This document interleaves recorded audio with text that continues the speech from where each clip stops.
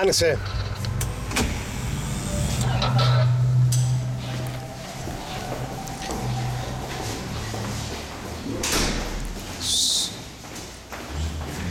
Μην μιλήσει κανείς.